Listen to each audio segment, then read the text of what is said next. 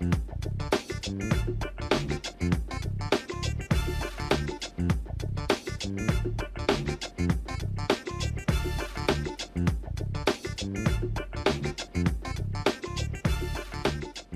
is Monday, September 18, 2023. Coming up on Roland Martin Unfiltered, streaming live on the Black Star Network. A black Alabama high school band director tased and arrested by cops in front of students after they told him to stop playing music after the game. He and his attorney will join us to tell us what happened. Orlando police were used against some black patrons at the downtown restaurant DoveCote because they were taking too long to finish their food and drinks.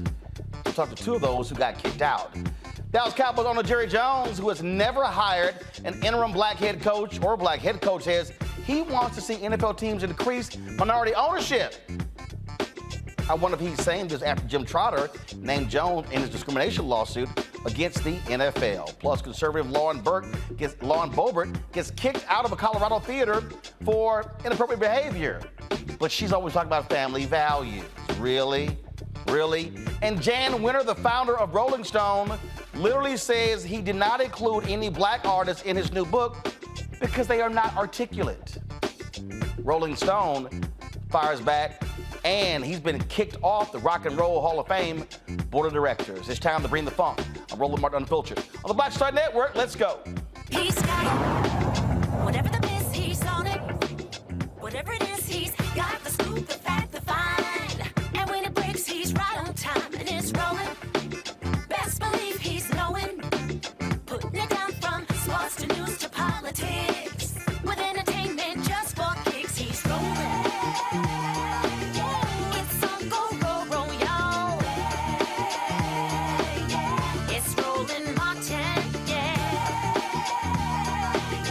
Rolling with Roland now.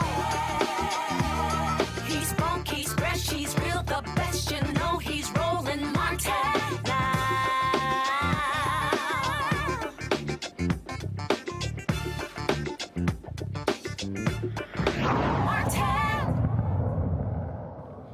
Folks, if you go to an HBCU game or even a black high school, there's a thing called the fifth quarter, and that's typically when the bands of both schools are playing music, sort of competing against one another. Well, in Alabama, that's what they were doing. And then police said they were trying to clear the stadium. They ordered both of the bands to stop playing music. One of them did, but then one of them did not. This took place on Thursday, where a high school band director was allegedly tased.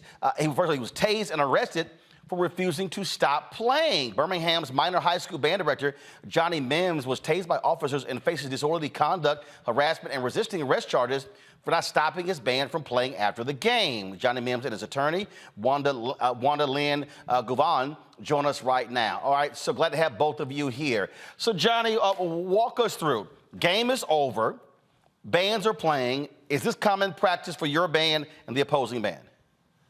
Hi, Roland. Yes, this is a normal practice for bands, and it's across the country, for bands to get together and play, tunes after the game. A lot of the parents and fans of bands, look forward to the opportunity because there's opportunity to showcase just the bands at that particular time. And we were just doing what is just customary for bands to do around the country. So how many songs normally are played, and how long do y'all normally play?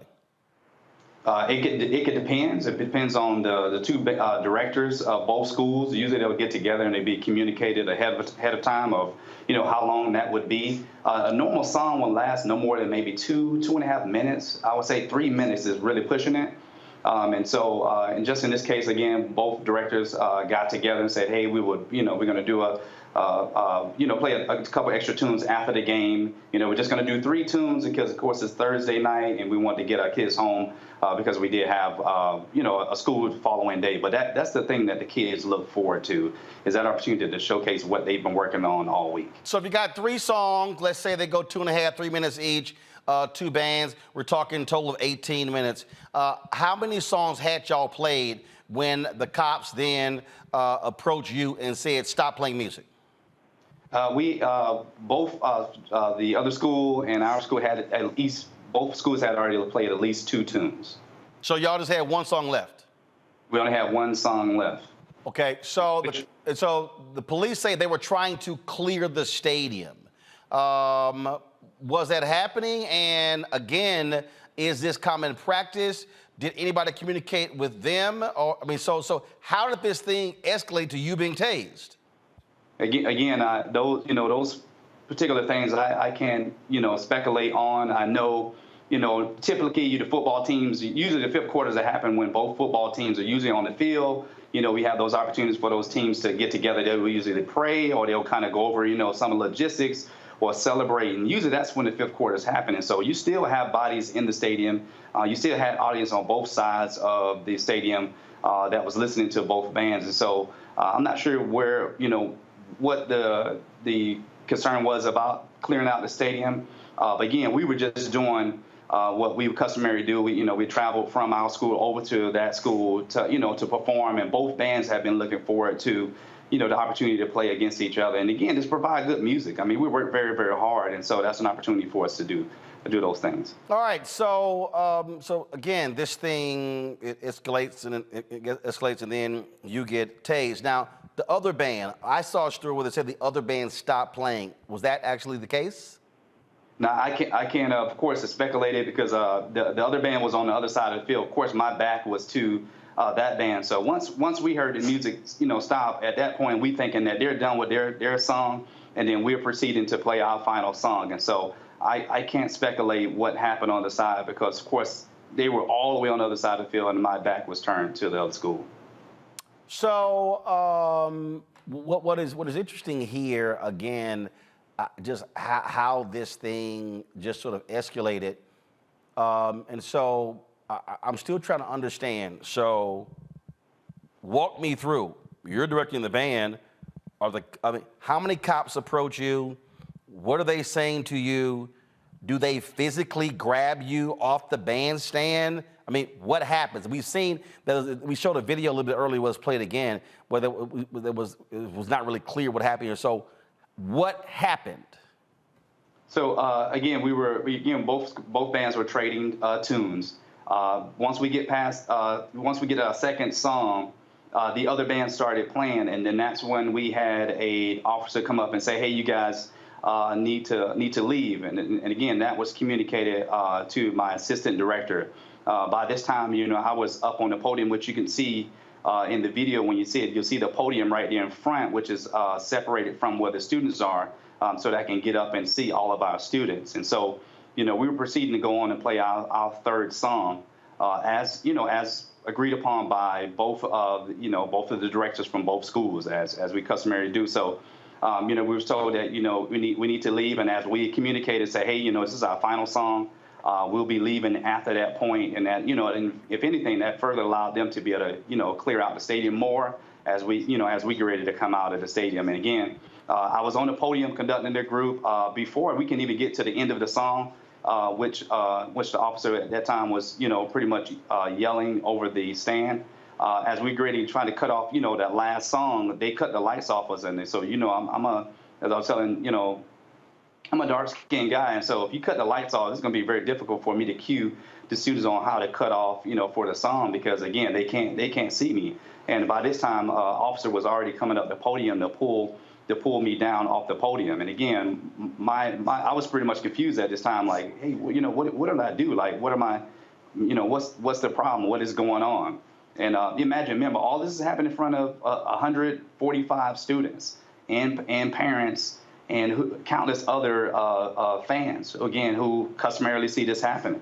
And so my logistics of everything, and to me, I still don't understand today why it should have escalated, because again, none of the songs we play along, that's something that the school that we attended, that's something they do on a weekend, on every week. And so I'm not sure why it escalated to the point it was. And again, my biggest thing was I was just trying as a citizen who does what he's supposed to do. I don't cause any trouble. Was trying to figure out why I was being harassed and pulled off the podium, which could have been a deadly thing, because I could have fell off the podium because it's a couple steps up. So that's was my biggest thing behind it. And I guess I don't know if I'm not know what their intentions was about, but I think it's definitely something that should have never happened. Wanda Lynn, have you communicated with the police, but talk about their actions? Anything like that? I have been in communication with the city attorney. First of all, thank you for having us on tonight, Roland. But I've been in communication with the city attorney, as well as the Alabama Education Association, parents, students, local pastors. And it's been a very long day, but one of the things that we've been doing, or I attempted to do, was gather as much information. I have asked that these officers and the sergeant, however, be placed on administrative leave, because regardless of what may have happened to begin this initiation or initiated this process, my client did absolutely nothing that would have warranted him being tased, treated like a dog in front of his students. One of the captions today, Roland, just from AL.com, one of the local newspapers here, simply read, "in front of the students." In front of the students. I think it's deplorable, especially with us coming off the heels of the Tyree Nichols situation, to see how he was tased by officers just right up the street in Memphis, Tennessee. But I think this is a situation in which the officers, first of all, should never have approached my client. They should never engage in home rule with regards to the field of play or with the bands. That's number one. It was out of their authority to do so, to cut the lights off at the stadium while fans were present, while family members or families, as well as the students was there.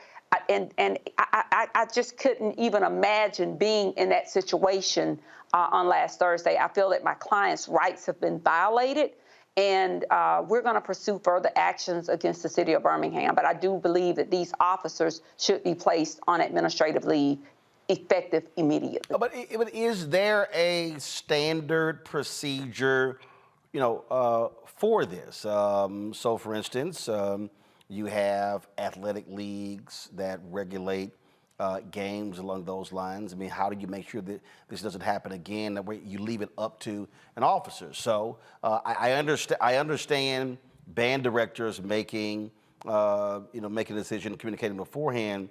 But to me, if this is common practice, it should be established that just like the game is 4 quarters, if you're going to have this, it should be established that after the game, the bands are going to engage in 3 songs each. It won't last total more than 20 minutes.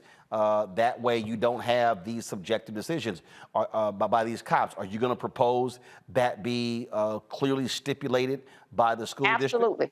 Absolutely, because the band directors had already communicated in this instance, number one. They had already made the decision to have the 5th quarter. But my concern, Roland, is the actions of the officers, the excessiveness of the process. They should have been in a position on last Thursday to bring about a point of de-escalation. This right here was an overreach by those officers to purposely handcuff my client, tase him multiple times, basically throwing him to the ground. He ultimately ended up at the hospital. This was a matter of the police of Birmingham, police officers and the police force of Birmingham overstepping their bounds. This has never happened before, and it never should have happened this time, but I wholeheartedly agree with you. There should be standards that are written and put in place, but I am more concerned about the violation of home rule. There was no life, limb, or anything as a matter of in jeopardy with regards to public safety. This is bad policing 101 here in the city of Birmingham, which has one of the highest crime rates, murder rates in the country. We just lost a Birmingham firefighter who was killed in the line of duty at the fire station. They've not yet identified the person who's killed them. Every day, Birmingham has 3 or 4 murders per day. Here now, it's become such a common thing that the mayor doesn't even speak on it anymore. Nobody even talks about it. But yet you would take this man, a learned professional in his craft, and basically tase him to the ground, And to the point, he has to be taken to the police officer. It is an embarrassment to the sport. It's an embarrassment to those who participate in the craft of being in the bands. We all know that's what the fans come to the game for most of the time, to hear the music, to see the kids, or whether it's on the collegiate level or what have you. But this instance right here, you've seen the video rolling. You've looked at it enough. I will go tomorrow and look at the body cam. But this, regardless of what happened, what are you charging him with? You should charge him with what you first stopped him for, and that's not a part of the charges. And the reason why is there was no justification for it.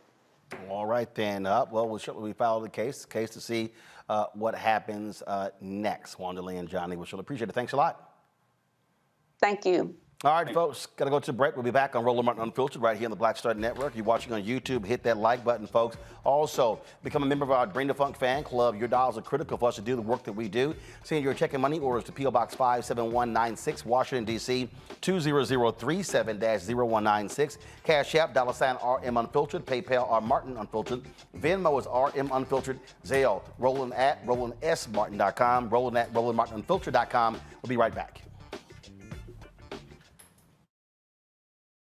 Next on The Frequency with me, Dee Barnes. Producer, writer, and activist Drew Dixon joins us for an honest conversation about Black women and trauma, right here on The Frequency on the Black Star Network. I'm Deborah Owens, America's Wealth Coach, and on the next Get Wealthy, you'll meet Jandy Turner, who took her love of sports, expanded her network, and created a thriving business. I settled on developing a golf event planning business, which in and of itself has been very viable for me. One of the things that I've learned from producing hundreds, if not thousands, of golf tournaments is that business gets done on the golf course. All on The Next Get Wealthy, only on Black Star Network. When you talk about blackness and what happens in black culture, we're about covering these things that matter to us, speaking to our issues and concerns. This is a genuine people-powered movement. There's a lot of stuff that we're not getting. You get it, and you spread the word. We wish to plead our own cause. Too long have others spoken for us. We cannot tell our own story if we can't pay for it. This is about covering us. Invest in black-owned media. Your dollars matter. We don't have to keep asking them to cover our stuff. So please support us in what we do, folks. We want to hit 2,000 people, $50 this month, raise $100,000. We're behind 100,000, so we want to hit that. Y'all money makes this possible. Check some money orders. Go to P.O. Box 57196, Washington, D.C., 20037-0196. The Cash App is $RM Unfiltered. PayPal is R Martin Unfiltered. Venmo is RM Unfiltered. Zelle is Roland at RolandSMartin.com. This is Essence Atkins. Mr. Love King of R&B, Raheem Devon. It's me, Sherry Shepard, and you know what you watch. You're watching Roland Martin Unfiltered.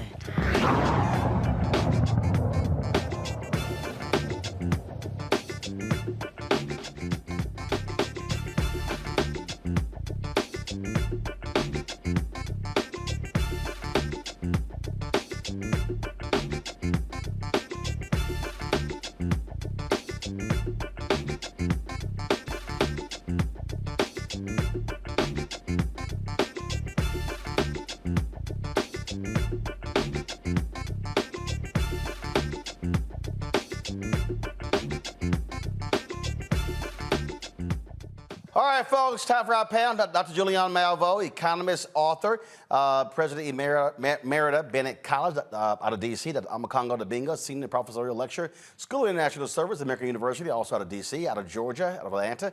Rita Shannon, former Georgia State Representative. Glad to have all three of you here. We talk about this constantly, Amakongo, and what I'm trying to understand is from the cops perspective, it was Bain's plan. You tase a band director. I'm just trying to understand, is it that serious to literally physically take down a band director and tase them because they were playing music? And the short answer, the quick answer is absolutely not.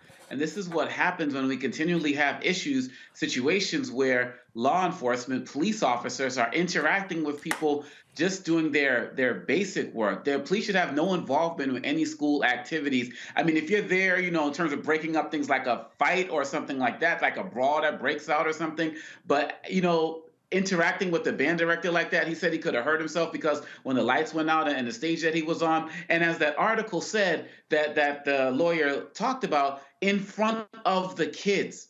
I mean, how many instances do we have to see where kids are traumatized for events that they're not a part of, but they have to just witness? And you have people out there who are saying, well, I think the police showed a great deal of restraint. At least he wasn't shot.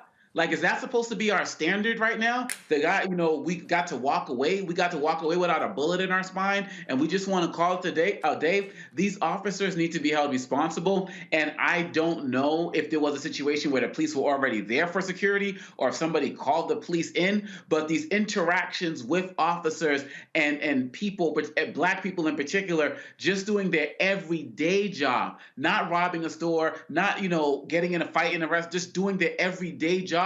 This is where we are seeing serious instances that could have turned out a lot more violent than this. So I'm going to sit there and say, yeah, I'm glad he wasn't shot, but that's not my standard. My standard is officers behaving properly and not traumatizing our children. They have to come back to school this week and deal with this and be in fear over something that should have never happened. I guess for me, Julian, if you're the cop, you're like, again, this is how I still look at it.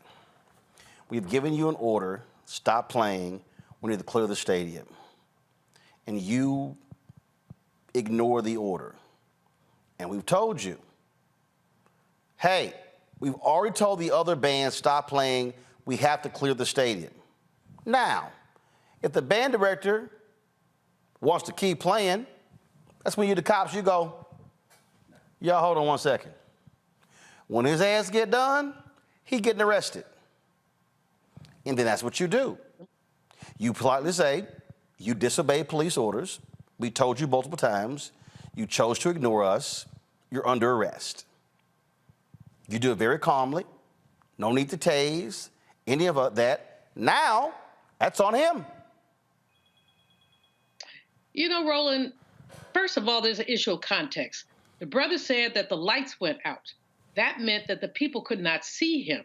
So if he was trying to band direct whatever with the lights out, he could not have gotten the young people to stop playing the music because they were doing what they do and nobody told them to stop. The decent thing for the police to do, but I use words decent and police mistakenly, but the decent thing to have been done is to let them finish the song. They were going to finish the song and either, as you say, arrest them on the way out or talk to them on the way out. Dude, we asked you to stop. Why didn't you stop?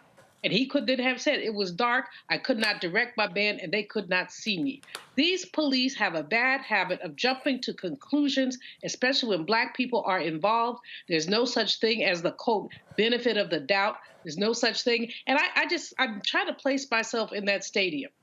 At the end of a game, there usually is a fifth quarter, especially in the South where they love their bands. And so people continue to play. They wind down. They're not going to stay there all night. It was indeed a school night. So what was the harm of letting them finish? And I'm just thinking about what else was going on. Have people really been clearing the stadium?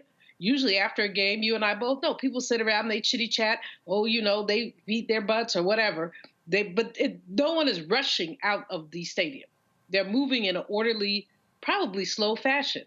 And what's wrong with that? I think these police officers totally overreacted. And the sister, the attorney, they should be placed on immediate administrative leave. There should be an investigation. And as Owakongo has said, these are young people who have been traumatized. They saw their leader essentially humiliated, essentially tased and taken to the hospital. What should they hope would ever happen to them?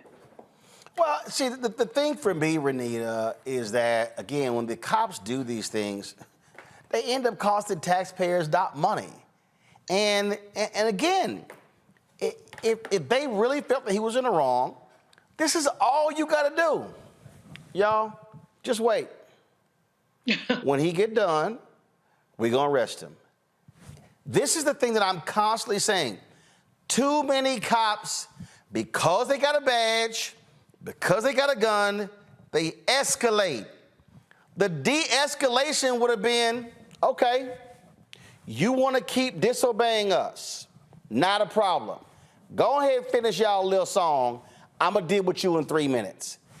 Now, he could still be upset that he got arrested, but what you haven't done is you haven't tased him, you haven't acted a damn fool, and you did it very calmly, and then you go to court, and it's very simple. Your Honor, DA, whatever, we expressly told him multiple times. Got body camera footage, but that's the thing. Most of these cops, they don't remain calm. They show their asses. Well, and I disagree. De-escalation looks like just letting the man play the song. He should not have been arrested for anything that we... No, that's my point. That is de-escalation. But what I'm saying, though, is... Not de-escalation to have arrested him at all. What I'm saying is the problem is police officers with this attitude of, if you don't do what I say, that in itself is a massive crime, and we're going to use whatever force against you. What was the problem with just letting them play the one song? Process or no process, what should have happened here is police should have said, okay, they asked him to leave, and he didn't. All they had to do was let the school know, because this band superintendent, this band director was from the visiting team, not the home team. So the home team band had already left. So if this really is a problem of them overstaying their welcome, this is something that could have been handled the next day between the two principals to say, hey, we'd like to shut down our field immediately after the game or within 5 minutes. You all overstayed your welcome. Please don't do that again. This is something that did not require any sort of arrest. And it's just even more disappointing to me that once again we see Black police officers being involved in doing the brutalizing, which is exactly what we saw with Tyree Nichols. So I just think that we have to get away from this culture, which is very similar to Jim Crow of, hey, Black people, if you do not do what I say, even in situations where it doesn't even matter, like this one. I mean, it wasn't like the guy was robbing a house. He was playing a song, then we're going to brutalize you and arrest you. Because honestly, I would have been upset even if they had arrested him. Because what is the problem? They're playing a song. This was not some sort of public safety issue where if they didn't leave immediately, people were going to be at risk. It's just escalation for no reason. Yeah, and and again, there's a way you can handle this thing. And a way to handle this thing is very simple in terms of if you do not have an established procedure, if you don't have any of that, it's clear that that's what was needed. It's clear that, you know what, we need to have this so we know how to operate and move in the future. To me, I don't understand it. I don't get why they chose to take this course of action. And it's probably going to cost the city a lot of money. And I'm sure Mayor Randall Woodford is like, what the hell? Why am I having to deal with this nonsense right now? All right, folks, hold tight 1 second. Got to go to a break. We come back. Lots of stuff we want to talk about. Jan Winter, founder of Rolling Stone, showing he's a racist asshole. He literally said that, yeah, I'd include any blacks in my new book because they simply don't know how to articulate. Really? Now he's apologizing. Now he's apologizing. Also, Jerry Jones says he will walk across Texas in order to help minorities become owners in the NFL. After he was named in a lawsuit by Jim Trotter, a former black reporter of the NFL Network. Kind of timely, Jerry, kind of timely. We'll discuss all of that right here on Roland Martin Unfiltered on the Black Star Network. Back in a moment. Hatred on the streets, a horrific scene, a white nationalist rally that descended into deadly violence. White people are losing their damn minds. As an angry pro-Trump mob storms the U.S. Capitol, we've seen shooting. We're about to see the rise of what I call white minority resistance. We have seen white folks in this country who simply cannot tolerate black folks voting. I think what we're seeing is the inevitable result of violent denial. This is part of American history. Every time that people of color have made progress, whether real or symbolic, there has been what Carol Anderson at Emory University calls white rage. as a backlash. This is the rise of the Proud Boys and the Boogaloo Boys. America, there's going to be more of this. Here's all the Proud Boys, guys. This country is getting increasingly racist in its behaviors and its attitudes because of the fear of white people. The fear that they're taking our jobs, they're taking our resources, they're taking our women. This is white fear.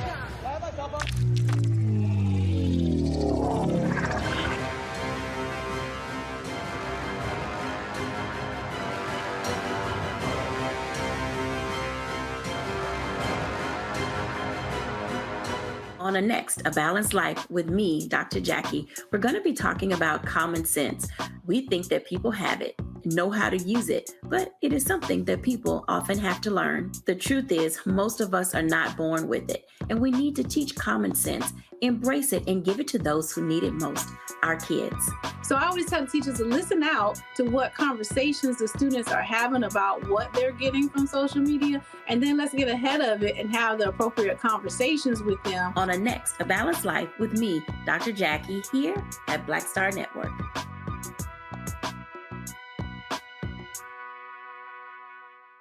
Hey, what's up, y'all? I'm Devon Frank. I'm Dr. Robin B., pharmacist and fitness coach, and you're watching Roland Martin Unfiltered.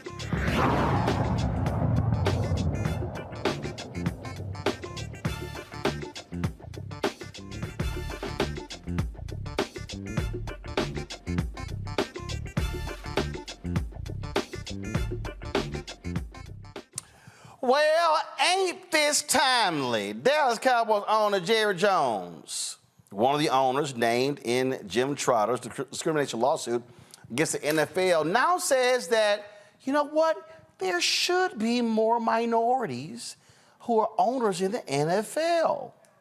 Now remember, this is what Jim Trotter quoted Jerry Jones as saying in his lawsuit, quote, "If blacks feel some kind of way, they should buy their own team and hire who they want to hire." Now Jones is singing a different tune. He made some comments to reporters about what he would do and how he is going to work to get more minority owners. Keep in mind, the Washington Post did a big old story on him a few months ago. And, you know, Jerry Jones is literally he is arguably the most influential NFL owner. And he also, huge Republican, conservative, one of those folks who was full of crap when it came to Colin Kaepernick, so-called standing with his players. We all know now that that was nothing but a PR move. And so now Jones, and he's still denying that he was somehow involved, that he made this comment just the other day, but that's what you're seeing. Now, here's the thing that's also interesting. Jerry Jones, when he was asked about this, he talked about how, oh my goodness, it was just so difficult for him, just so difficult for him to buy the team, and you know he really couldn't afford it. And then actually what he said is he would carry Magic Johnson piggyback, walk across Texas to get more black NFL owners. Let me see if I can pull this story up about in the Fort Worth Star-Telegram. Let me see right here. So here is the, give me 1 second. I just want to show y'all. Here we go. Let me find this comment. So go to my iPad. In this piece, they're talking about the fact that the NFL has no black majority owners among its 32 teams, only 3 black head coaches, 60% of the league black. Spent a lot of time talking to them, showing them and talking to them about how they could get in the NFL, Jerry Jones told Clarence Jones of the Star-Telegram. Multiple ways to address inequity, multiple ways to go do it. And certainly I would think about one way to try to work to get ownership improved in the minority area. And I'm all for it, and I do it. I work at it.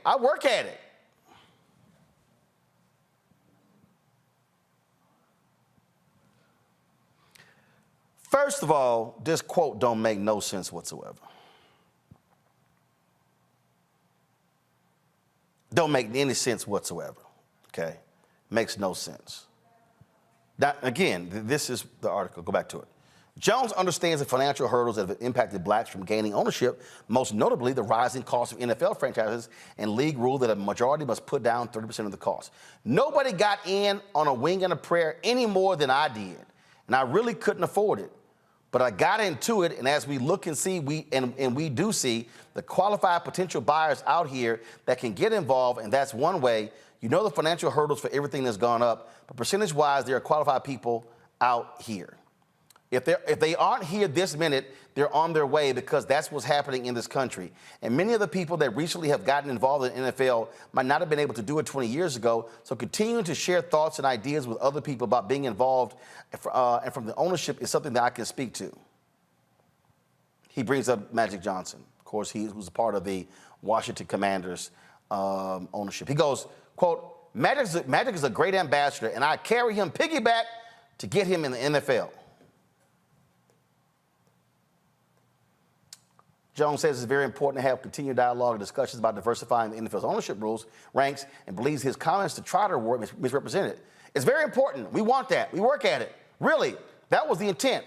My intent when we were talking, and I regret that with Jim, I really do, because he's a friend. I love the National Football League. I love football. And if we can improve it by having people that aren't in ownership today, I'll walk across Texas to do it.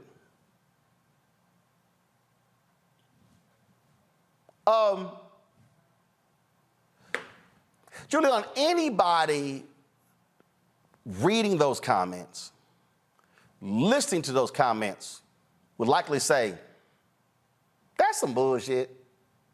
I'm working at it. No, I really do. It's important. Boy, bye. The man sounds unhinged. Boy, bye. He sounds totally unhinged. No, he sounds defensive. But also unhinged because the stuff that what he's saying does not make any sense. Yes, he sounds extremely defensive, but I mean, also disconnected. And the visual of him carrying Magic piggyback anywhere, just has to make you totally crack up. The fact is that this man was a racist, is a racist, is going to be a racist. He's saying the right things because he's in a lawsuit, and he has to say the right things. We know what the structure of the NFL is. We know how challenging it's been, first of all, just to get head coaches, not to mention ownership. And so give me a break. If they want to do something from an economic perspective to make sure that there is African-American ownership, there are a number of things they could do. Qualified African Americans could get loans from the NFL at a subsidized interest rate to buy in. Of course, there'd be a vetting process. That's one thing they can do. We've seen things like that done in the past. Or they could relax their rules so that there could be a larger consortium of African Americans, because now these teams are going for $5-6 billion. You know, when he says it's going to happen soon, he's waiting for the black billionaire, and the black billionaire may not want to be the one to spend his money on an NFL franchise. I mean, some of y'all go crazy over the NFL. I don't give a whatever. But what I do care about is the equity piece of this, and the fact that this aspect of food, I mean, he just seems unhinged. Well, I want us, Omakongo, to understand a few things. And what I want us to understand here is that, and people don't, I think, fully get it. Roger Goodell is the commissioner of the NFL. Roger Goodell is an employee. He can make $50 million. He is an employee. The people that run the NFL are the 32 owners. Yep. And what Jerry is trying to do here, and this is key, Jim's lawsuit talks about not just ownership. Jim's lawsuit talks about lack of black executives in the NFL, lack of black executives at the NFL network. And so, and this is why I want people to understand, don't fall for the banana in the tailpipe. Jerry wants us to now reverse field and go, oh, here's what Jerry is going to do for owners. The quote that Jim quoted him was, if y'all want to see some changes, go get your own owners, and then they can go hire who they want to hire. Mm-hmm. So Jerry knows there are not going to be any black NFL owners. He knows this. Y'all, the Commanders, the Broncos, NFL franchises are now going for $5 and $6 billion. Let's just say $5 billion, okay? You got to put up 30%. That means you, black man, black woman, you by yourself, you got to put up or show $1.5 billion. Yep. He knows the game. Nah, Jerry, you don't want to deal with what Jim talked about is y'all are unwilling to hire black people as team presidents, as general managers, as heads of player personnel, as head coaches, and in the front office of the NFL. And that's primarily led by Jones. I mean, this man is so slick. I mean, when you're talking about Kaepernick and the whole thing with the knee, he was slick to make sure that he took a knee with the team before the anthem was played, but then at the same time said, no one will put a knee down and still stay on my team. He's very good at performative statements and comments. As one of the most powerful, if not the most powerful owner in the NFL, he clearly had the ability and the wherewithal to put an infrastructure in place to start to lead towards any type of black ownership. The only non-white ownership is with the Panthers, with the Khan, couple. When we see that, and so with Jerry Jones, and also that lawsuit also has stories of so many other racist statements that he said, and the Buffalo Bills owner, allegedly saying, go back to Africa if you don't want to play. And so this stuff is about to really hit the fan. And I think Jerry Jones knows that some of these things that have been said about him and alleged in this lawsuit, I think some of them are going to come out and be proven to be true. And so he's trying to get ahead of it by saying that he's always been about this. But like you said when you started the show tonight, never had a black coach and never had, the leadership at different levels. So he has never been about it, but he understands in our society now, especially after they found him in that rally, back in the days in the civil rights movement, he was on the wrong side of that rally. He's been very good at putting out little snippets that he knows the media is going to run with, because most of these networks are not doing in-depth conversations and in-depth fact-checking on calling out his entire history. He could have been put a system in place for black ownership, but he knows that this will rule the day for a few days, a few hours. We're not going to let it go, but he knows that the main folks, ESPN and all of these guys, they're going to let it go. But I'm glad this lawsuit is out, because a lot of these people are finally being called out for so many of their racist tendencies for decades, probably led by Jones. Renita, we ain't falling for that banana in the tailpipe. Bottom line is, Jerry, you ain't escaping this. First of all, Khan's the owner of the Jaguars, not the Panthers. But two, the reason he can't escape this, they can't force Jim Trotter to go to arbitration or mediation. They want this to go to court. They can do it with coaches and players. They can't do it with Jim Trotter being a reporter for the NFL Network. Well, and so I don't support the NFL because there's just too many problematic things about the NFL that I just can't bring myself to support the NFL. But y'all correct me if I'm wrong on this. I seem to remember about a decade ago where the cost of purchasing or buying into an NFL or owning an NFL team was not what it was today. And so there were actually black people who had the money and could qualify to purchase these teams, and they were just not being let in for some reason that, was not being actually told to them as to why they were not being allowed to purchase. Did that happen or no? Because that's what I thought I remember. No, that wasn't the case. No, because even then, could nobody black afford to get an NFL franchise? Okay, because his comment really just sounds kind of condescending, where he's saying, well, some parts of it, he's saying, well, there's black people who are working up to this amount who might be able to afford it. And then, of course, the carrying Magic Johnson on his back, piggyback. I mean, I would like to see if there's going to be a response from Magic Johnson to him saying this, because all of it, the entire comment was condescending. Nope. And we know what his original comments were. And I think that his original comments are how he really feels. And he's just trying to walk it back. Nope. You're not going to see a Magic comment, especially now that he is, even as a minority owner, in the NFL club. Trust me, you're not going to hear anything being said. All right, y'all, hold on tight 1 second. We come back. What's it like being black at a restaurant? You chilling, you eating, you drinking. Then the restaurant like, hey, y'all got to hurry the hell up. And they call the cops. It actually happened. We'll talk to two of those black folks Next, right here on Roland Martin Unfiltered on the Black Star Network. All change is not growth. Right. But thoughtful change is real good fertilizer. And that's what has been so beneficial to us. But you also were not afraid of the pivot. Well, and I'm a black woman in business. Come on, I don't care how I dress up. I don't care who I'm speaking with. I don't care what part of the world I am in. I still am a black woman in business. Being afraid of the pivot, being fearful of change is not what got me here. Respectful of change, respectful of pivot, yeah. Fearful, no, no.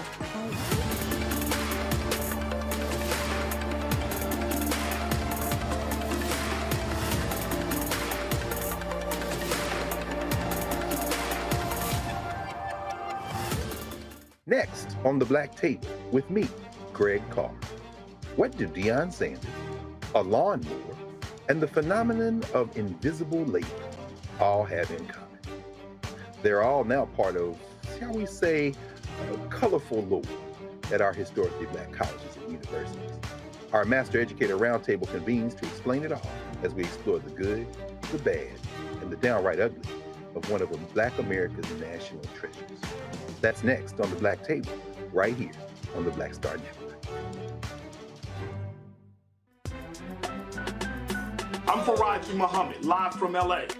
And this is The Culture. The Culture is a two-way conversation. You and me. We talk about the stories, politics, the good, the bad, and the downright ugly. So join our community every day at 3 p.m. Eastern and let your voice be heard. Hey, we're all in this together. So let's talk about it and see what kind of trouble we can get into. It's The Culture, weekdays at 3, only on the Black Star Network.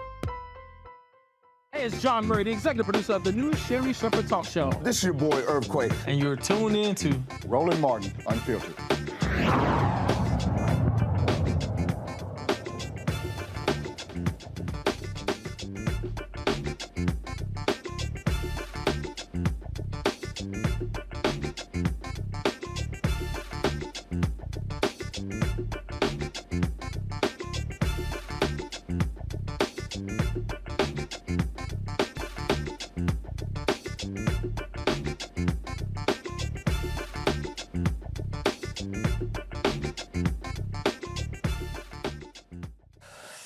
Y'all, Saturday night, you and some friends are meeting up for dinner and checking out some jazz entertainment. You're enjoying the evening. You're still ordering drinks.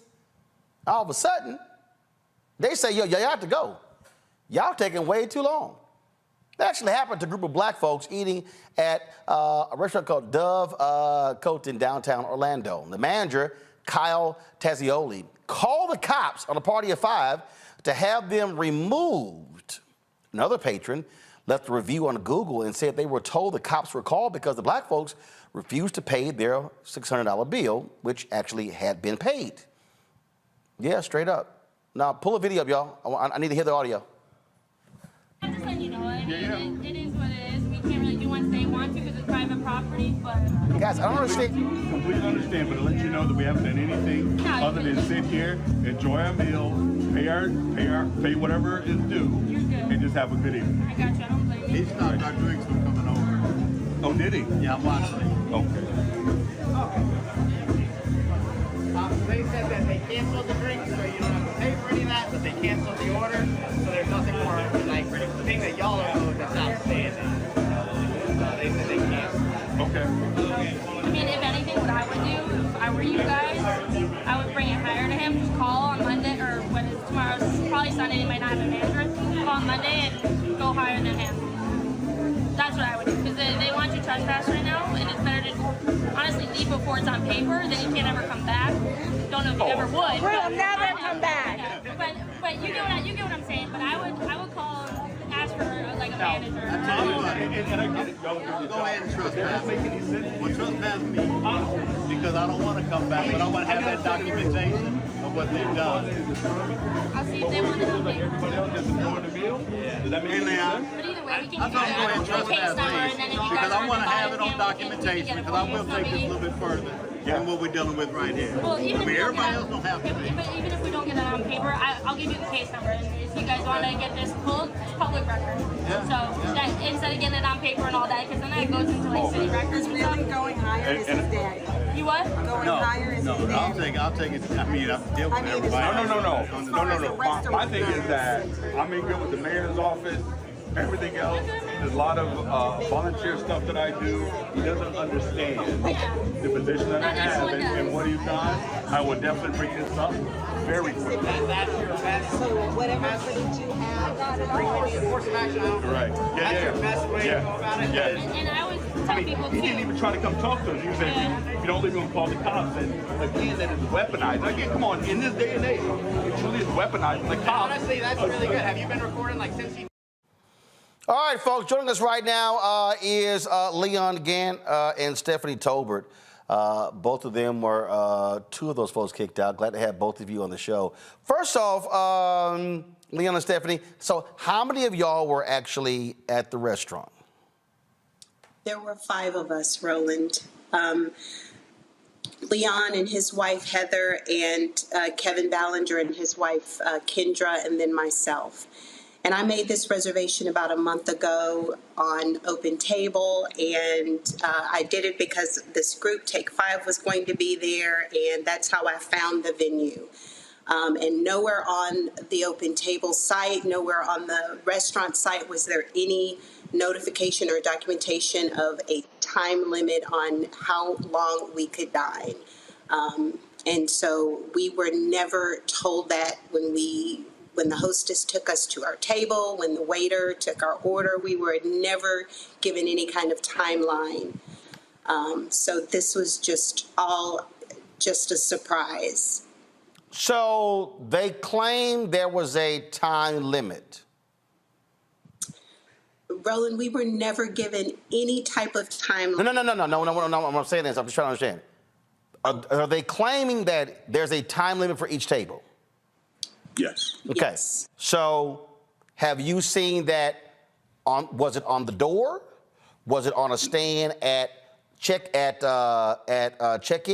Was it on the menu? So was it posted anywhere that there was a so-called time limit? No, sir. No time limit. Not posted, not told to us. Gotcha. How long were y'all there? For the time where they first started to come and try to usher us out, maybe an hour, maybe an hour and a half. Hour, 15 minutes, hour and a half. Okay. So this restaurant y'all were at, they had live entertainment? Yes, sir. So typically, I mean, I've been to a lot of places where they actually have live entertainment. And when they do, you're like there for a while. You're like 2.5, 3 hours because of live entertainment. Right.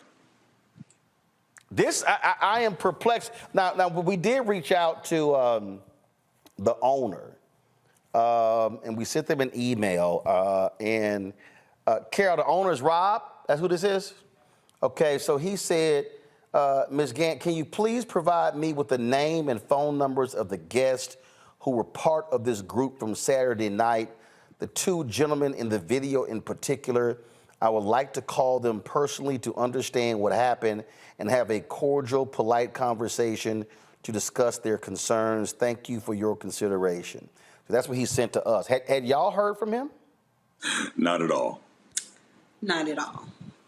What communication have y'all had with, has anyone contacted the owner? No. The only contact we had was with the owner's son, and he was the one who led the charge in getting us escorted out by the police.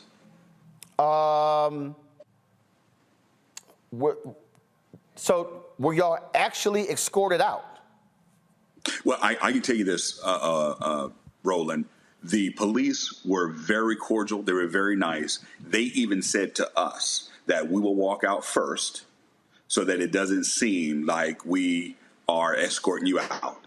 However, because this is a private organization, we had to leave. But they were very nice. They said that we will walk out first so it doesn't seem like we are actually escorting you out. I'm just, I mean, again, and let me be real. Look. I know of some restaurants that are extremely busy, where they have reservations, and they flip those tables. And I know some places, like I say, that are highly successful restaurants that actually do this. But what's crazy to me is for a manager to say this, and you literally have it nowhere posted anywhere, and it seems as if you just sort of made it up. And the other thing is this here. There are date stamps on receipts. When those waiters put orders in, there's a time stamp on it.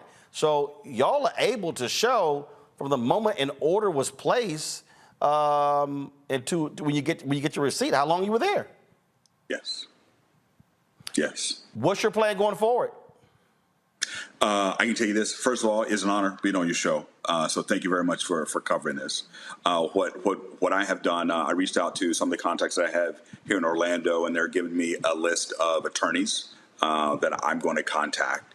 I also have some connections into the mayor's office, and I know of one very good friend who's in charge of the discrimination department for Orlando. I've already sent her an email. I'm sure she's going to get back to me tonight. But for me, the end result is I would like a formal apology, number one. I would like our money returned. And then, because I have my mom here, and I was talking to my mom about, again, she grew up in Alabama and Jim Crow, and explaining this to her. And she was like, you know what, they really just tried to take your dignity. So what is the price of your dignity? And really, there is no price on that. But I truly, I want to make it painful for them. For, again, you're talking about 5 professionals, 4 of them Black, successful, and just that humiliation, embarrassment. And later we found out that manager's son went around and told everybody that we were being escorted out because we couldn't pay our bill. So wow. Yeah. It was just very humiliating, Roland. I mean, at the end of the day, when we walked out to wait for the valet for the car, there was another family that had been approached by the event coordinator that they needed to leave as well. And we didn't get them on camera, but so this isn't something that was just isolated to us. There were some other Black families that were impacted, and they were celebrating their dad, the husband's birthday. It was just no excuse. Again, we deal with these stories all the time. And unfortunately, this is what I always say, it is the reality of what it means to be Black in America. Keep us apprised of this case and what happens next. And our Carol, my producer, will be sure to forward y'all Rob's email and phone number, the owner, so y'all can have that conversation. Awesome. Roland, thank you very much. I appreciate the time. I appreciate it. Thank you so very much. You know, Renita, this is, I mean, we do these stories all the time.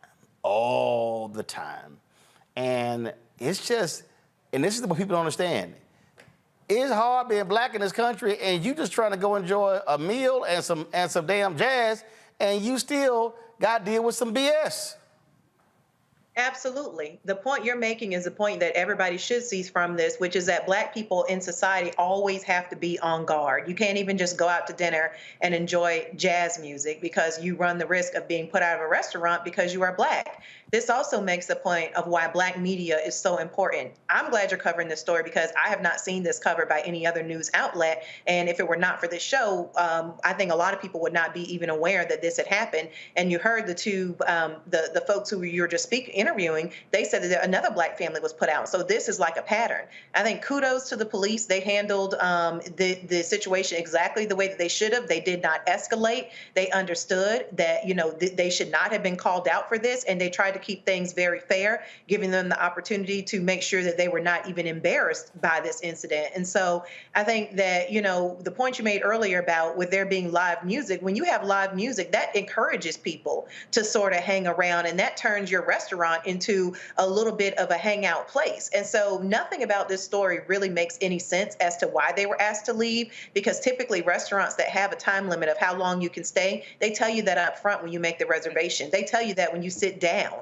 And as you heard from the guests, they said that they were not informed of any of that, and we know why they were asked to leave.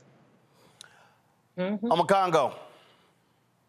This is going to escalate for many reasons, but one of the things that I'm thinking, because it's Florida and what's going on in the country, like the brother said to the cops, in this day and age, this is what you're doing. This is, Ron DeSantis stand, right? And people are going to take advantage of this to add to their propaganda machine. They're going to say, oh, we're pro-police, we're pro, they're going to take this to a level that it doesn't need to go to because they have nothing else to stand on. And that's why it's really important that we are covering this, because they're going to need our support. That media machine, those politicians down there, I'm assuming that the owners of this restaurant are kind of well connected with these types of people to feel like they can get away with something like this. So yeah, I applaud the police, but I also applaud that group of 5 people in keeping their calm in situations like that, because like you said, being Black every day in America, we deal with so much, and sometimes we just had it, and we know what the consequences can be, but it's just too much. And so they kept their composure in that particular situation. I'm very happy that the right cops showed up.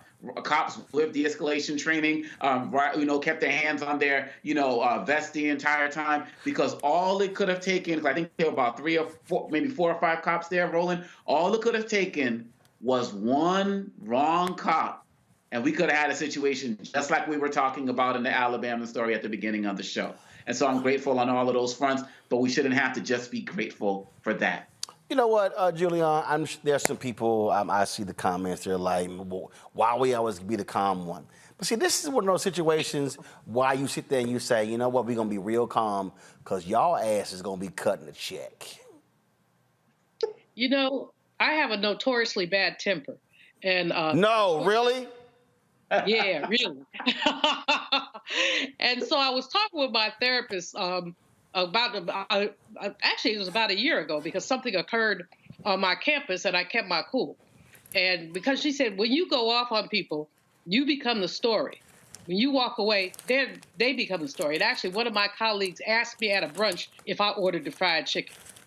And I was about that far from going off. Instead, I was just like, do you know that the provost's office ordered the food? Then the food comes back with, but I saw you eating fried chicken. So I just put my hand up and walked away. But then when I was coming to Congressional Black Caucus, it was right before caucus, I was on the red eye and I was crying. I mean, I wasn't crying, sobbing, but tears were rolling down my face. And I said to myself, girl, what's going on? Went and looked in the mirror and said, you mad because you didn't go off on that Maryland farmer. So I ended up coming to my house in D.C. and writing that fool an 800-word memo that tore him about 5 new ones. I said, who are you? Buzzy Zoller, and I'm Tiger Woods. Dr. Meyer says, when people tell you who they are, believe them. Oh, I went on. It was vintage. That was on a Wednesday. He quit on Friday. In the middle, HR had called. Everybody had called. But I don't like being the calm one, but sometimes the calm one is much more effective. So this brother, those 2 that you interviewed, they were perfect.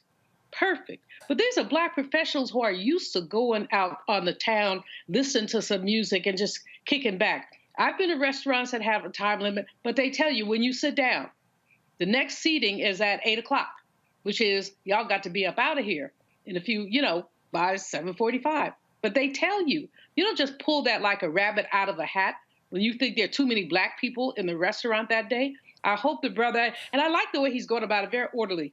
I hope that he sues. I hope that he gets, here's something ironic though, Roland, real quick. This very restaurant, they tried to shut them down a couple years ago, and they filed for discrimination with the city. They said they have been discriminated against when, for some reason, some zoning reason, they were trying to be shut down. So they know discrimination. They've experienced it, and they have chosen to practice it. And not only shame on them, but with anybody in Orlando, don't go there no more. This is a perfect boycott opportunity. Yep. Oh, absolutely. And I think that, and this is one of those things, and let me remind people, y'all have heard me quote this on many occasions. If people would actually go back and read or listen to Dr. King's speech on April 3rd, 1968 at Mason Temple, Dr. King said point blank, we are not going to patronize places that do not respect us. And remember, Dr. King also said, remember he said, Jesse, what did you call it? We're going to redistribute the pain. So everybody who's listening, I want you to understand what that phrase, redistribute the pain. So, for the black folks who were sitting at that table, who had to suffer the indignity, when you hit them in their pocketbook, and then when you tell other black folks, don't show up here, and then when you force them to apologize, you have now redistributed the pain. So to Julian's point, when we talk about lashing out, I get lashing out. I get when you're angry and you're ticked off and you want to jack somebody up. But there are also other times when you sit there and go, y'all don't worry about it, we good, because y'all ass is gonna be paying. Mm-hmm. See, it's real simple. I've dealt with crazy folks at airlines who acted a fool and who get smart with me, like the white woman in Las Vegas at the United Airlines counter, who said, oh, please call the CEO's office. I was like, oh, boo, trust me. I said, oh, boo, trust me. You will be hearing from the CEO's office when I get done with you. Now, I could have showed my ass, but I wanted her to understand, oh, no. You keep typing on your little computer there, whatever little report you typing up. Trust me, there's going to be a problem on your end when I'm done. Absolutely. And so what's the name of this restaurant again? Let me see. Hold up. What is it again? DoveCote. I wrote it down. Yeah, DoveCote. DoveCote. So DoveCote. So if you're in Orlando, I see no reason why you should drop by DoveCote until Rob. So what's his name? Rob, Bob. What's his name, Carol? Okay, so this is what I want to hear. So Rob, I know you watching. So Rob, you're gonna need to meet with the 5 of them, and y'all gonna have to come to an agreement. And then Rob, my advice, you're gonna need to come on this show to also explain to black folks then how you gonna fix this problem, how you gonna deal with your son. Because frankly, Rob, if we break this down and the waitress and everybody else start talking, your son should not be managing anywhere near that restaurant. And you need to be dealing with your son in some serious classes on how to actually be a manager. So I can't wait to see what happens next, and we'll be looking forward to it. So again, I want to thank our guest. We're going to go to a break. We come back. We're going to talk about racist Jan Winter, Rolling Stone. He said he couldn't find no articulate black people talk about music. He need his ass whooped too. We'll be back on Roland Martin Unfiltered on the Black Star Network.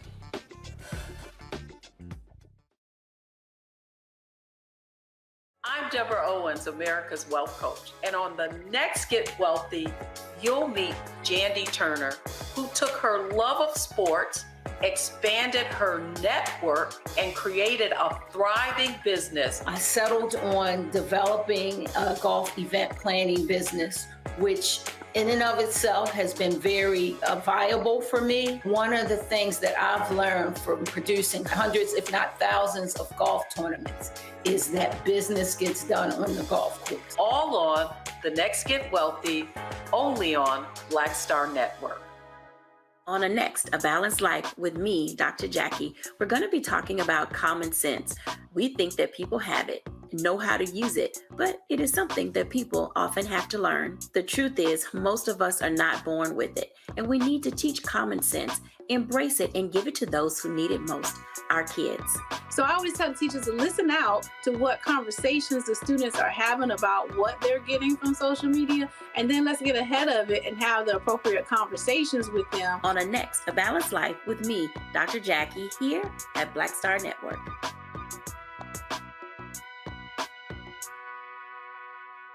Next on The Frequency with me, Dee Barnes. Producer, writer, and activist Drew Dixon joins us for an honest conversation about Black women and trauma, right here on The Frequency on the Black Star Network.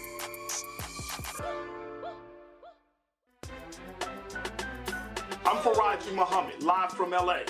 And this is The Culture. The Culture is a two-way conversation. You and me. We talk about the stories, politics, the good, the bad, and the downright ugly. So join our community every day at 3 p.m. Eastern and let your voice be heard. Hey, we're all in this together. So let's talk about it and see what kind of trouble we can get into. It's The Culture. Weekdays at 3, only on the Black Star Network.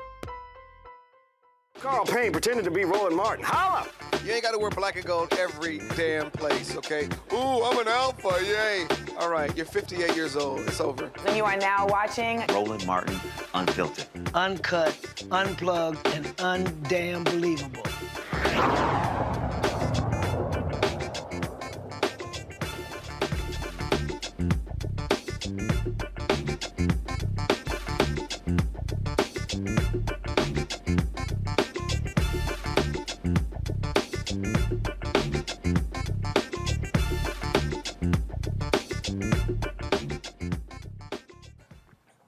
If you're wondering, how could some people so-called be down, but then show they some racist assholes? All you gotta do is wait for them to start talking. So the founder of Rolling Stone magazine, considered the Bible of the music industry, Jan Winter, has a new book coming out where he talks about some of the best musicians of all time. The book is called Masters. It highlights the contributions of only white male artists. Now, Winter was interviewed in the New York Times about his book. And this is actually what he said to the New York Times. Black and female artists just don't articulate at the level of their white male peers. Now again, the 7 musicians, keep it right there: Bono, Bob Dylan, Jerry Garcia, Mick Jagger, John Lennon, Bruce Springsteen, Peter Townshend. Now, the reason that's interesting, that particular list right there, especially Peter Townshend, because my man got some history. My man got some history. He's with the Who, and he's made some interesting comments, in the past. Go back to that list again. Pull it up. I mean, first of all, he talked about articulate. I don't know about y'all. I don't understand shit that Bob Dylan says. Now, I don't understand anything about Dylan. What about Dylan talking about? So I don't know how I can call Bob Dylan articulate. Because I'm just letting y'all, hey, maybe it's generational. People talk about the greatness of Bob Dylan. I ain't got a single y'all know how I feel about music. I ain't got a single Bob Dylan song on my phone. Because I don't know what the hell he's saying. So I'm just trying to figure out how Bob Dylan is so damn articulate. That's just me. Well, y'all, things moved real fast against Jan Winter. First of all, again, this story blew up big time. Folk began to talk about it. Now y'all know Jan issued an apology. It came today. But he was removed from the Rock Hall of Fame leadership after those particular comments. You can go to my iPad right here. And so I'm talking about, y'all, he got removed with the quickness. This was Saturday. Jan Winter has been removed from the board of directors of the Rock and Roll Hall of Fame Foundation, the Hall said Saturday, a day after his comments were published in the New York Times. Yep. They were like, yeah, player, you got to go. They said, you got to go. In fact, I want to read the full quote because we only had that quote. I want to read the full thing. So come on, go back to my iPad. So when he was asked why he didn't interview women or black musicians, he said, it's not that they are inarticulate, although go have a deep conversation with Grace Slick or Janis Joplin. Please be my guest. You know, Joni Mitchell was not a philosopher of rock and roll. She didn't, she didn't, in my mind, meet that test. Okay, first of all, you can't go interview Janis Joplin because she did. So we can't go talk to Janis Joplin because she gone, she dead. So I don't know how we gonna go talk to Janis Joplin. Okay, go back. He goes, of black artists, you know, Stevie Wonder, genius, right? I suppose when you use a word as broad as masters, the fault is using that word. Maybe Marvin Gaye or Curtis Mayfield. I mean, they just don't articulate at that level.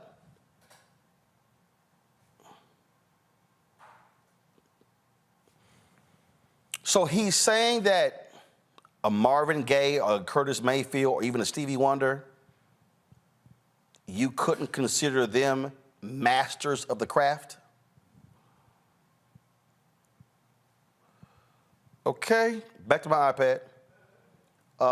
Winner, through his publisher, apologized.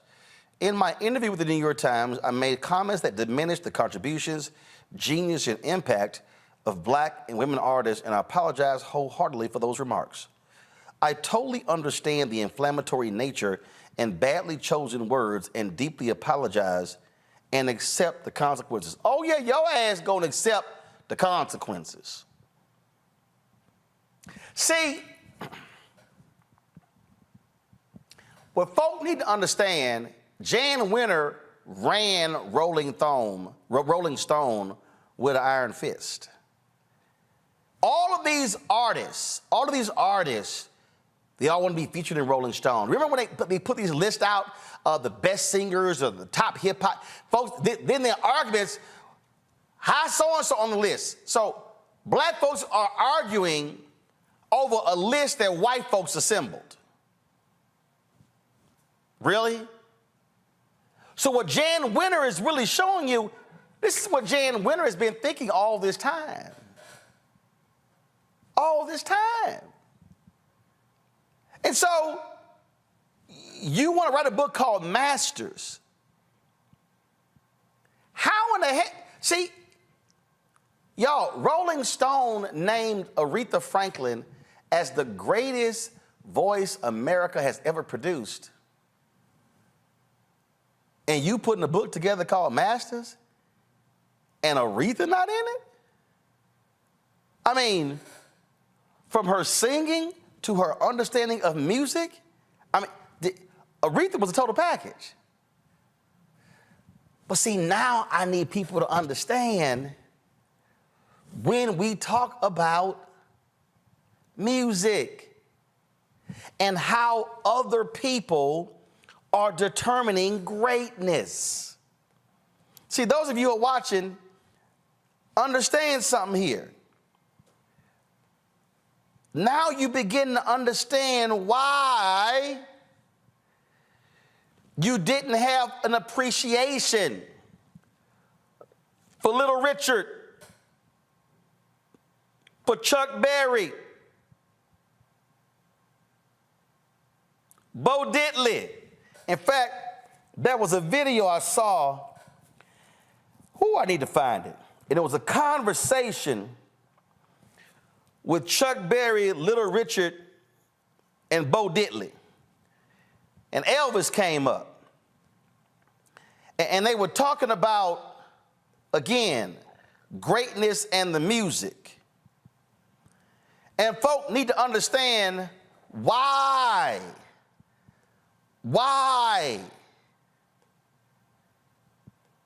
Elvis was called the king of rock and roll.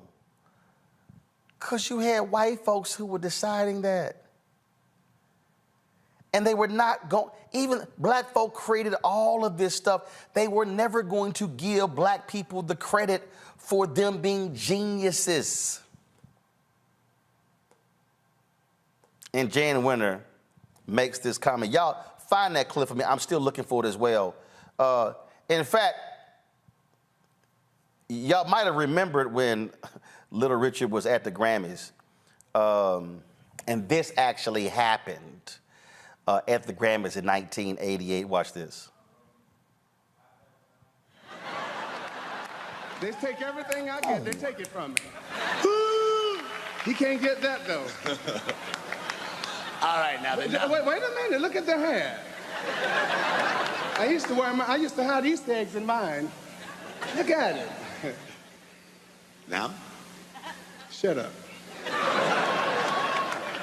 The nominees for the Best New Artists are... Oh, you all sure you want me to say that? I didn't have nothing to say. Y'all thought I wasn't going to say nothing. And the Best New Artist is... me. I have never received nothing. You all ain't never gave me no Grammy. And I've been singing for years. I am the architect of rock and roll. They never gave me nothing.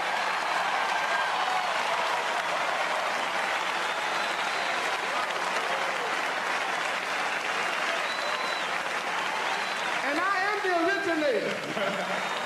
And I still say, woo!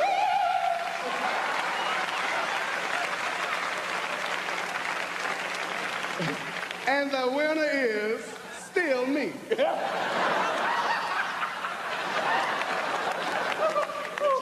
Good morning. I had to get that in. Being a Brian Drew from Georgia, I had to tell it too. So, the year they actually gave Little Richard a Lifetime Grammy, he wasn't allowed to accept it on stage. I remember that year. I remember taking a shot at Little Richard, and he almost didn't go to the award ceremony. So I'm saying all of this so you could understand a Jan Winter and the BS that he was doing here. And it just speaks volumes on Congo in terms of how they refuse to accept the greatness of black people. And then a Jan Winter writes a book called Masters and only includes white men. And it's a real good reminder, this Winter story should be for all of us in terms of how they see us. When you look at, Rolling Stones founded in 1967, and when you talk about people like Aretha Franklin, and you talk about Stevie Wonder, 25 Grammy Award winning Stevie Wonder, by the way. So we can talk about their artistry, but also their activism and their voice in terms of what they've meant for our people. And one of the other things we have to be mindful of is, how is it that Rolling Stone still stayed at the top when it's also been revealed that Winter was letting the people that he interviewed edit their own interviews, edit their own stories? You know, Lennon, Mick Jagger, like these different folks. Is that journalistic excellence? So we have to be very mindful of who we're looking for approval for. Do we care more about the Grammys and this or the Image Awards, right? We can't keep looking for other people to evaluate us and rate us at the level that we know that we are at. And I'm thinking about all of the people who should have been inducted into the Hall of Fame who maybe died or didn't get the recognition that they should have because somebody like this man was at the helm. And he's just one of many. He's the story now, but we know that there are many like him.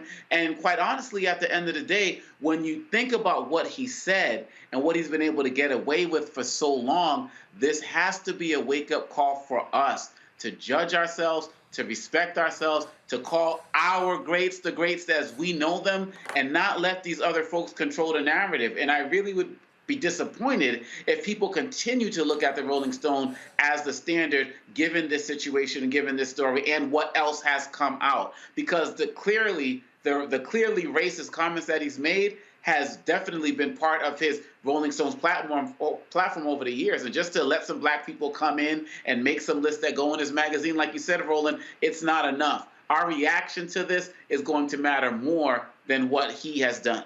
But the thing that I'm always talking about is white validation. And frankly, I don't need Jan Winter to validate black people. But what you're not going to do is say who's inarticulate. This was the Ray Charles interview with Bob Costas where Elvis Presley came up, and Ray Charles is on the money. He appreciates more different kinds of music than you. That's obvious. But did you feel at the time, in the 50s, early 60s, a resentment of some of the white performers who were copying R&B stuff and selling more records than you and your contemporaries were? I just didn't object to it. I just felt that the music it wasn't that good to care about. That sounds terrible, doesn't it? But I'm being honest with you. Maybe some exceptions, though. I mean, Elvis was a talented guy. Well, okay. Not necessarily. You know better than I. Yeah. Let me ask it differently. How good was Elvis? What Elvis did, he caused a lot of the populace, if you want to, and usually when people say populace, they usually mean white people, to start listening to a lot of music that normally they wouldn't have been listening to. I guess I'm going to lose at least about a third of my fans right now. But to say that Elvis was so great and so outstanding, like they say, he's the king. I got in trouble because one guy asked me this question, and I said the king of what, and he got mad at me. You see, I don't think of Elvis like that because I know too many artists that are far greater than Elvis. I think Elvis person came along at the right time, when he was a white kid that could do rock and roll or rhythm and blues or whatever name you want to call it, and the girls could swoon over him. Nat Cole got in trouble in Alabama when the women swooned over him, got put out of town. And black people have been going out shaking their behind for centuries. And what the hell's unusual about that shaking their hips and stuff? And that's all Elvis was doing, was copying that. And he was doing our kind of music. He was doing the Willie Mae Thornton, Jailhouse Rock. That's black music. So what the hell am I supposed to get so excited about, man? But I think all this stuff about saying he's the king and he's the... it's a piece of bunk. Sorry. Next question. Don't ask me no more about Elvis because I've gotten enough trouble as it is. I think you covered it, though. I don't think a follow-up is necessary. Okay, all right. Yeah, no lies told there, Julian. Hey, that was a great, Ray Charles, very inarticulate, if you will, Jan Winter. He laid it out with something we all know, talked about the black community, just like Little Richard, all the time, about how our music has been copied. They get the awards, and we don't get the recognition. But I'm with you, Roland. Who gives a you-know-what about what white people think and how white people feel and who they're rating as the greatest? We know what the greatest is, and the record sales often reflect that. You don't see a lot of record sales for some of these pretenders and others. Jan Winter, however, what the comment he made to the New York Times really does speak to where he's been coming from all this time. As you say, he ruled Rolling Stone with an iron fist. He determined which writers were published. He determined who was interviewed. He chose who to lift up and who to ignore. And now he's telling us why. Because he didn't think much of black people or women. Now, white women need to have something to say about this as well, because how dare he, kind of put down these white women who I happen to think of as relative icons. Again, Aretha be my goat. So many others. Nina Simone, my goat. Of course, that's not rock and roll, but that's just truth and truth. But in any case, he's shown us who he is. And Doc Meyer always says, when people tell you who they are, believe them. And so the Rock and Roll Foundation acted appropriately and swiftly, and he does not need to be associated with anything that has anything to do with rock and roll. I don't believe in cancel culture, but I believe in silencing fools, and he has proven himself to be a fool. Before I get this final comment, I did find the clip. This is Bo Diddley, Little Richard, and Chuck Berry. And if you thought Ray Charles was lit, check these three guys out. You know the only song that I ever tried to sing of his is Maybelline. I get first the Cadillac up on the hill and then you let it go on up the hill by itself. No, it went.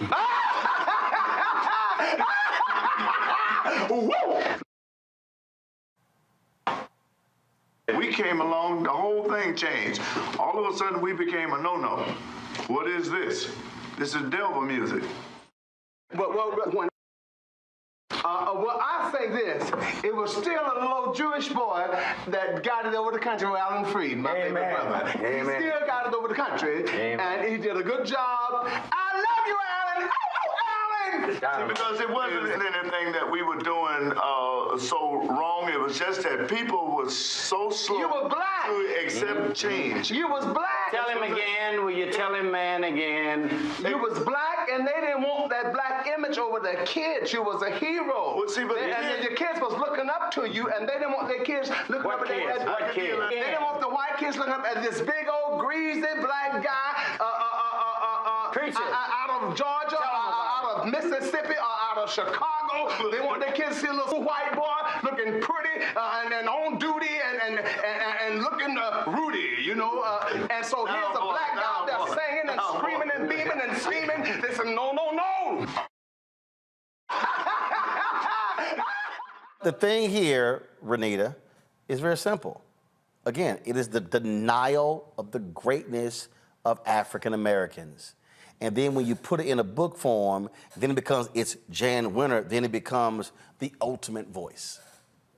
Right. It's total erasure. And the comments that you brought up were exactly what I was thinking about, which is why it's so important for us to tell our history, because it is an indisputable fact that Black people created rock and roll. Now, we can argue about exactly who came first and who gets the credit of being the actual creator, but it is well done. Black people.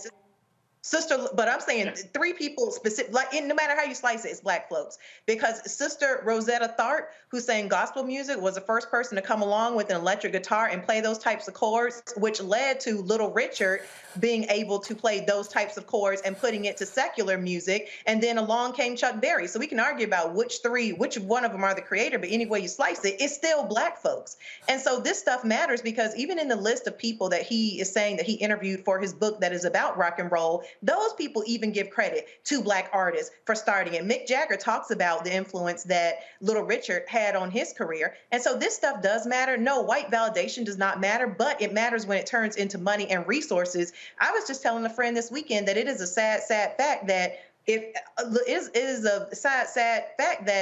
Elvis and Pat Boone actually made more money off of covering Tutti Frutti than Little Richard did. And that's insane because many people may not know the voice of Pat Boone, but people know what Elvis sounds like and they know what Little Richard sounds like. Now you just imagine the song Tutti Frutti as we all know it with Little Richard singing it, the creator of that, and you imagine Elvis singing that, and there's absolutely no comparison.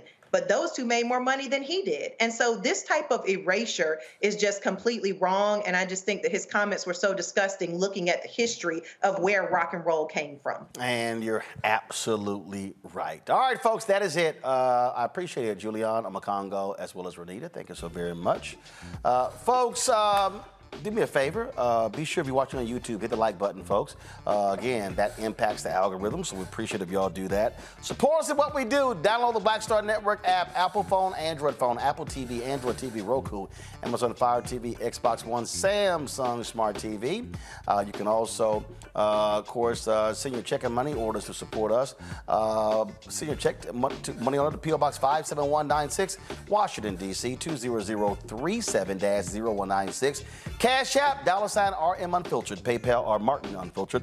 Venmo is RM Unfiltered. Zelle, Roland at RolandSMartin.com. Roland at RolandMartinUnfiltered.com. And of course, be sure to get a copy of my book, White Fear, The Browning of Americans Making White Folks Lose Their Minds. Available at bookstores nationwide. Download the audio version on Audible. Folks, that's it.